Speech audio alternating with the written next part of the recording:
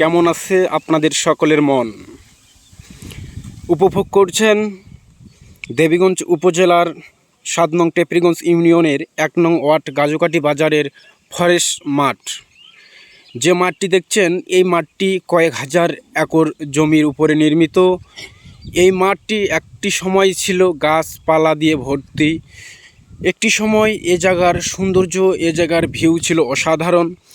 এই জায়গাটিকে নিয়ে অনেক ধরনের মামলা, অনেক ধরনের হামলা এবং কি জোরদার জমিদার অনেক কিছু বয়ে গেছে এই মাটির উপর দিয়ে। আইনি লড়াই থেকে শুরু করে গ্রাম্য লড়াই সহ এই জমি নিয়ে অনেক কিছু বয়ে গেছে।